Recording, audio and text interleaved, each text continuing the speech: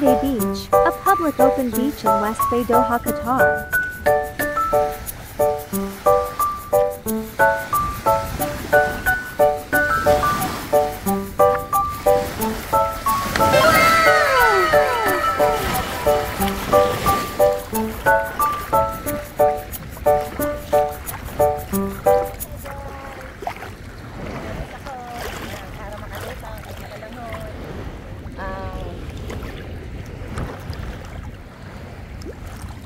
Naligo tayo ulit dito, pero makikita nyo naman guys, kasi medyo mababaw lang yung tubig. It's low tide today compare last week nandito lang tayo banda-banda kasi high tide nga. Tapos makikita nyo naman yung difference kasi nung nakaraan gumawa pa ako dun ng tower yun. Tapos hanggang ngayon nandun pa, it means low tide nga ngayon. Ayan, nandito yung background natin. Ayan, makikita nyo naman yung mga magagandang building, mga hotel yan, Four Seasons Hotel. So dito lang tayo magbanda, public ito sa may likod ng behind the Sheraton Hotel. Ayan. So kahit mainit, sucks lang kasi yung temperature ng tubig ay medyo malamig pa rin naman. Kaya okay lang. So nakikita nyo, nakasombrero ako at saka naka-shades ako. Siyempre para iwas sunburn din at hindi tayo mababad ng gusto sa init kasi nga it's already 11. Kaya medyo mainit-init na din. So yun muna guys. Hi Melissa! Ano masasabi mo? Ayaw mo sumama? Joke lang. May importante kasi siyang lakad. So, tayo lang muna. So, punta muna ako dun guys. Pakita ko kung gaano ako kagaling mag-swimming. Ha? Wait lang guys.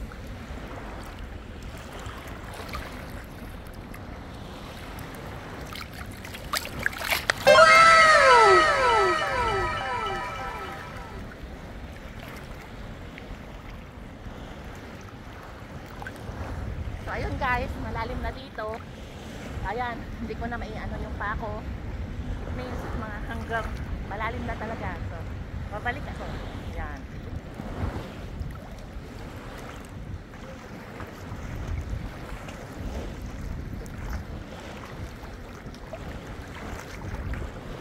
Karaong pa lang ako lumangoy guys, no?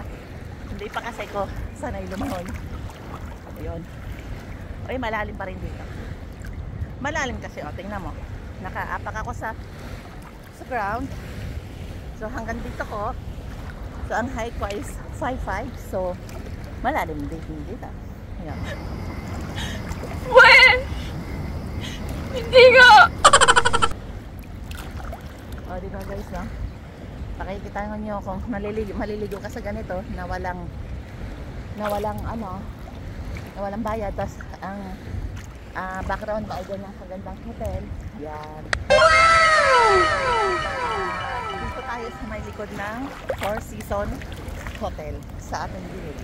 Yan. So ito, siguro pag umaga marami na ditong nag-swimming. Tapos itong hotel na to hindi ko kalisado eh.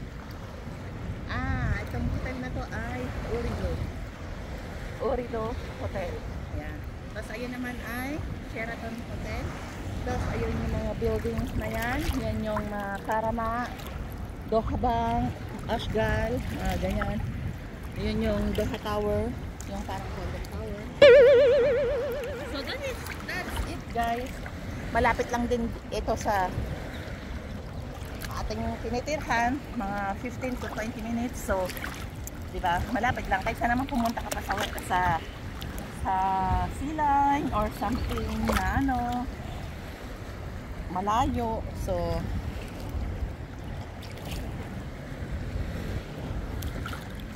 ayan. Ayun guys, isa pa sa bakit dito kami madalas pumupunta kasi nga dito kasi magaganda yung background mo, malapit lang sa tinitirhan at same time yun nga malapit at syempre makikita mo naman na doon kasi sa ibang part, pagka pumunta ka kunwari sa Silay, maraming mga jellyfish, tapos mababaw. So dito, ayan na yung dalang pasigan. Pag mga ilang hakbang mo lang, malalim na. So may enjoy mo talaga yung pag-swimming. Tapos pagkagabi, pwede ka rin naman dyan magluto. Yan. Magdala ka lang ng mga food na lulutuin mo. Tapos uling at saka lutuan. Siyempre. Tapos isa pa ay maganda yung view.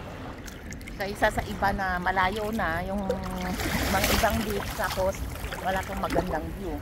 So yun. Petrol na din. At isang tip lang din pala pagka maliligo kayo ng dagat. Siyempre para hindi maiwasan yung ma-dry lagi ang inyong buhok, maglagay kayo ng oil first, at saka bago kayo maligo sa dagat, syempre dapat basain nyo ng husto ng tubig yung inyong buhok para yung unang liquid na ma-absorb ng inyong buhok ay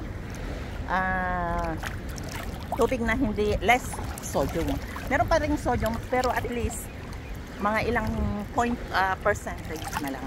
So yun yung tip. At saka syempre mag sunscreen na rin kayo para hindi kayo mangitim at iwas na rin sa mga pikas or pickles. So that's it guys.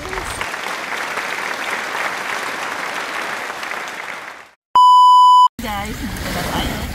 Chill lang. O, diba? Yan. Tayo ay magsasabi.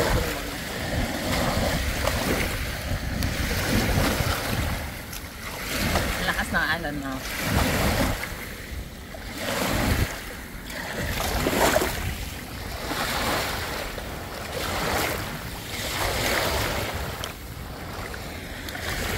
Vitamin D and C.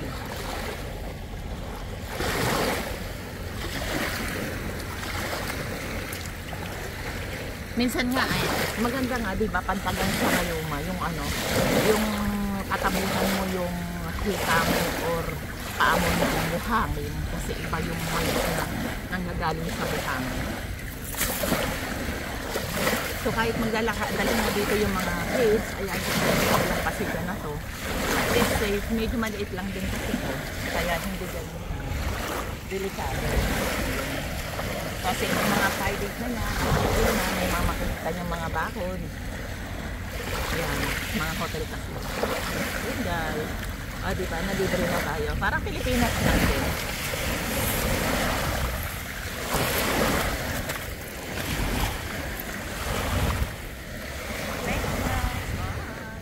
That's all guys.